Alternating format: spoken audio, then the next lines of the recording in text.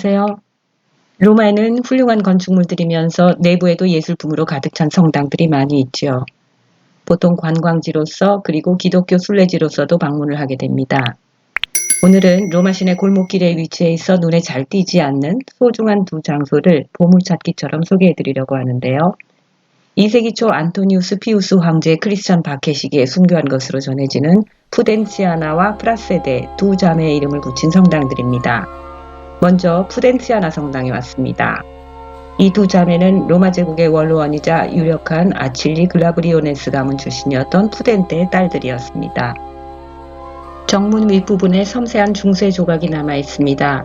중앙에는 어린 양 예수 그리스도, 양측에는 푸덴치아나와 프라세데가 비잔틴 황비의 복장으로 순교자들의 피를 담은 작은 항아리를 들고 있는 모습입니다.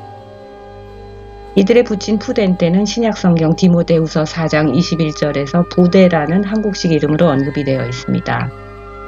그는 사도 베드로와 바울로부터 복음을 듣고 크리스천이 되었으며 여기에 있었던 자신의 집에 이 두 사도들의 거처도 제공하였다 합니다. 이 푸덴테의 집처럼 당시 신자들이 은밀하게 모여서 예배를 드리고 세례를 받던 개인주택들은 초대교회이자 가정교회들이 되며 도무스 에클레시에라고 불립니다. 4세기에 처음 여기에 성당이 세워졌는데 그 후에 개축한 현재 모습도 작고 간소하여서 아직도 옛 가정교회를 회고시키는 듯합니다. 푸덴테는 네로 황제 크리스천 박해 기간에 순교를 합니다. 제단화 중앙에는 푸덴치아나 후에 똑같이 순교의 길을 간 두 형제 노바도와 디모데가 그려져 있습니다. 제단화 위의 반원형 부분에는 소중한 모자이크가 보존되어 있습니다. 현대 복원 작업을 통해 이 모자이크 제작 연대가 5세기 초나 중반으로 확인되어서 성당 모자이크로서 로마에서 가장 오래된 것으로 보증되었습니다. 보좌에 앉으신 예수 그리스도 양옆에 배열된 사도들이 로마 원로원 복장인 것도 아직 고전 미술의 영향입니다. 예수님 손에 펼쳐진 책에는 푸덴치아나 성당을 보호한다는 뜻의 문구가 기록되어 있습니다.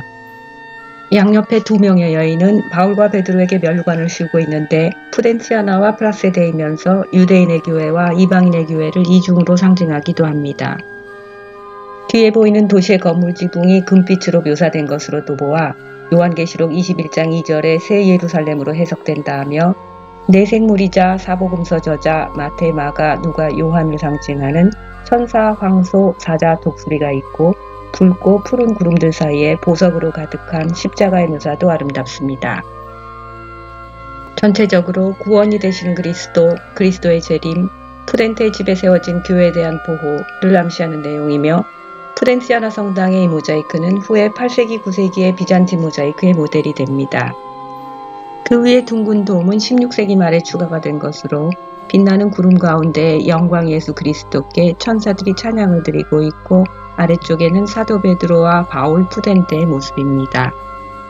여기저기 남아있는 묘패의 이름들이 요즘에도 쓰는 이름들이어서 그 옛날 어떤 사람들이었을까 하는 생각을 하면서 다음 성당으로 옮기고 있습니다.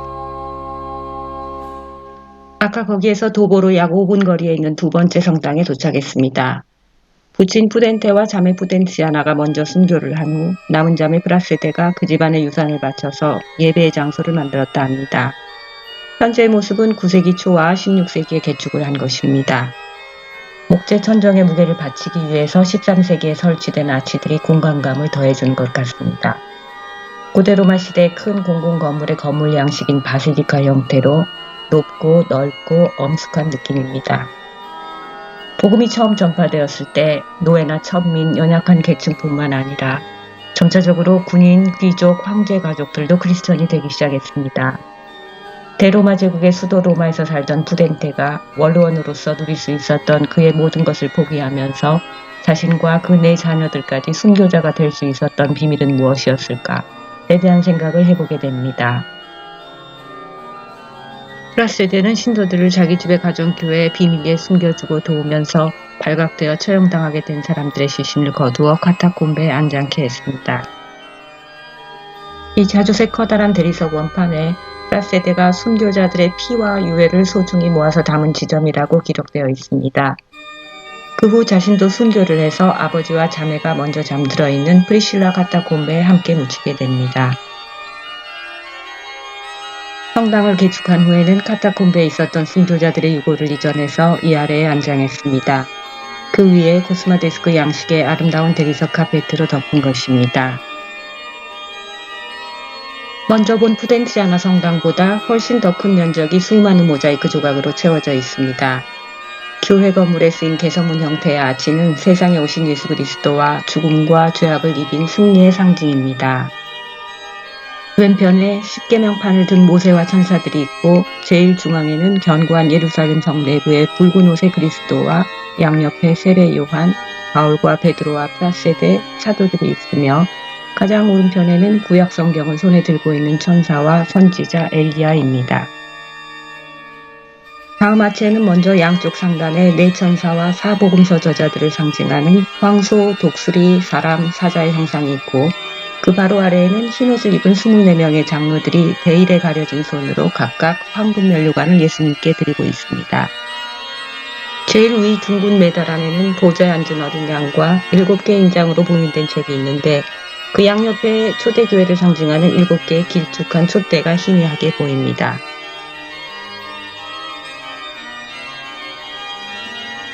뒤편의 반원형 부분은 그리스도의 왼쪽에 사도 바울이 프라세드로 보이는 한 여인과 함께 등장하고 성당 모델을 손에 든 교황 파스쿠알레 1세는 아직 생존해 있을 때 모자이크가 제작이 되어서 그의 후광이 사각형입니다. 오른쪽에 베드로와 푸덴시아나 순교자 제논의 천국을 상징하는 종려나무가 보입니다. 예수님의 들어올린 한 손에는 못자국이 있고 다른 손에는 두루마기 생명책이 있습니다. 수많은 이 모자이크 조각들은 작지만 각각의 자리에 있는 성도들이라 합니다. 예술품 감상에서 묵상으로 이끄는 메시지들이 가득한데요. 모자이크 위치상 가까이 볼 수가 없으므로 가능하면 요한계시록 내용을 먼저 파악하고 감상하는 것이 효율적입니다. 푸덴치아나와 프라세데의 것이었다는 육중한 고대 관들이 지하 경당에 남아있는데요. 관 모서리 조각에 양을 어깨에 지신 그리스도의 모습에 전형적인 고대 로마 크리스천 석관 장식이 보입니다.